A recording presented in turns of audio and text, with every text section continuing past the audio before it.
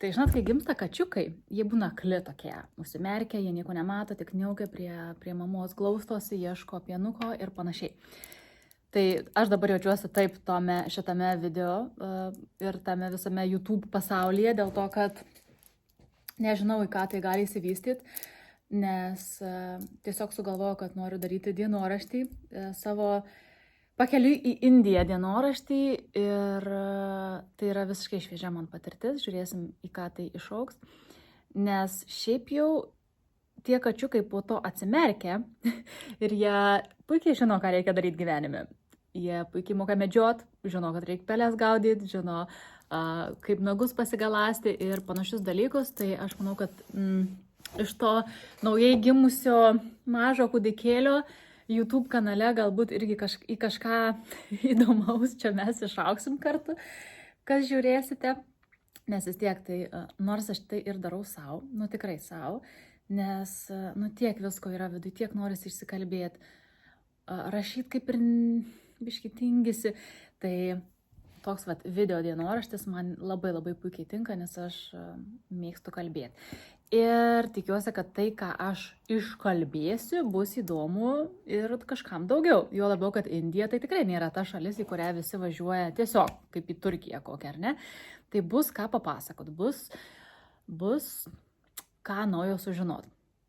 Tai šitas projektas yra apie, kadangi tai yra dienoraštis, tai bus atvirai apie tai galbūt, ko nesat girdėję iš manęs, bet tai dienoraštis ir gal bus netgi įdomiau žiūrėti, kai žinosit tas detalės. Tai, gerai, tai žodžiu, nuo ko čia pradėjus? Aišku, vis laiką galima užduoti man kažkokių klausimų, kažkokių temų, kurias galėsim pagvildenti, bet esmė yra parodyti kelią. Kad aš leisčiau savo suprasti, kad aš galiu daugiau, galiu praplėsti savo ribas, savo mąstymą, savo potencialą, savo gausą, atverti visus tuos kelius, nes iki šiol aš, nors atrodo, ir esu sėkminga, žinau, ką veikiu, žinau, ko noriu ir puikiai esu išsianalizavusi savo horoskopą, tai kaip ir turėtų viskas tiesiog kaip per sviestą tekėti, ar ne, taip sakant, slysti ir vykdytis, bet dėja taip nėra. Tai reiškia, kad į darbo su savim tikrai yra kur padirbėti.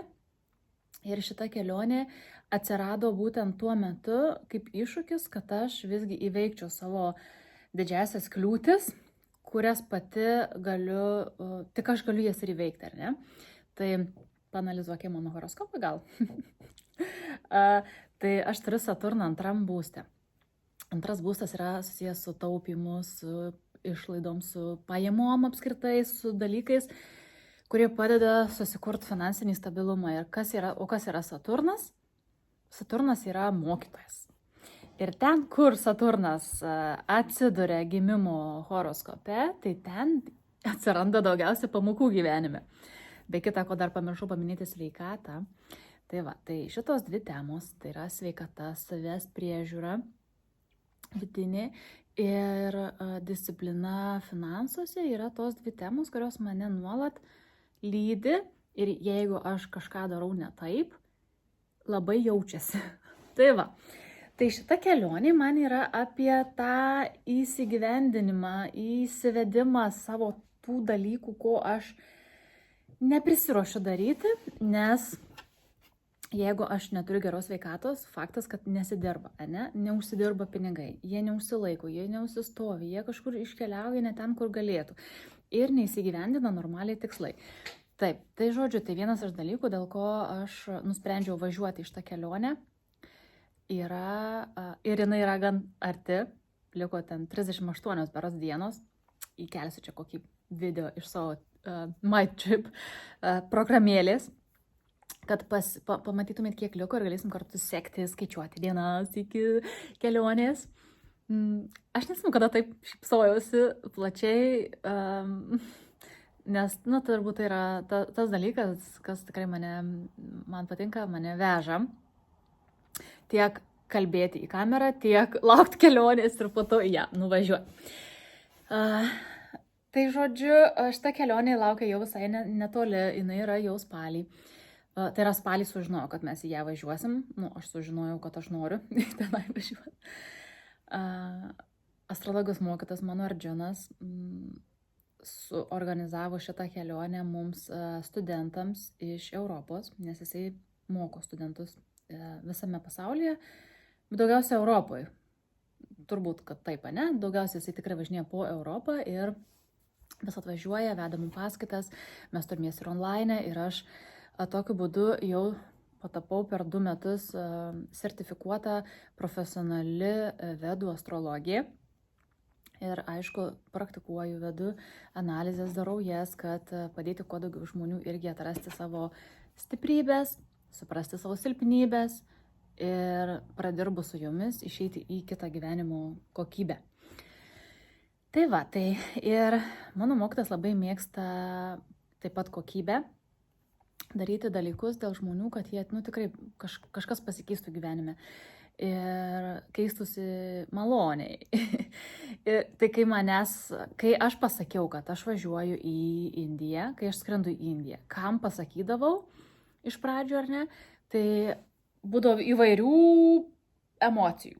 Pavyzdžiui, vienas sako, mano ten sesuo skrido, žinok, ten labai nešvaru, ten jinai labai nusivylė. Ok, galvoju, tai ką dabar? Ten kita paskui kažkas sakė, aš tai bijočiau skristi, aš tai neskrisčiau. Galvoju, irgi ne man, tai yra ne mano bėdos, ne? Paskui ten kiti klausė, ar nepatapsi ten kokią Indę, nebegrįši, nes ten Indai labai, žodžiu, įtraukia ar dar kažką ten padaro į savo ten kažkokias religijas ir panašiai. Galvoju, come on.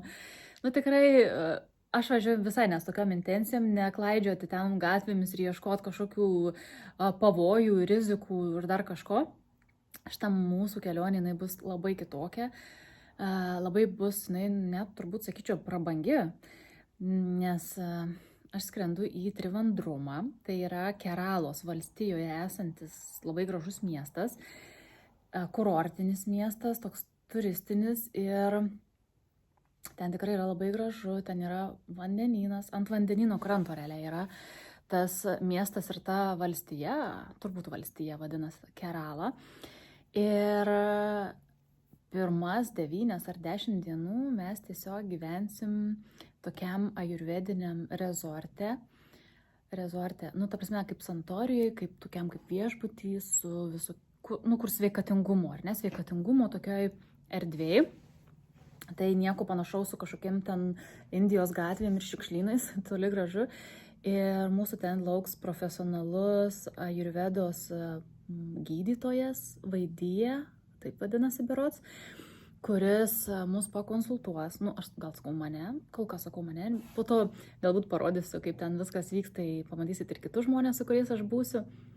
Žodžiu, saugiai galėsit stebėti. Ir mus pakonsultuos, išsiaiškins, kokia mūsų yra būklė kūno, odos, sakau, iš įpročio sakau, odos.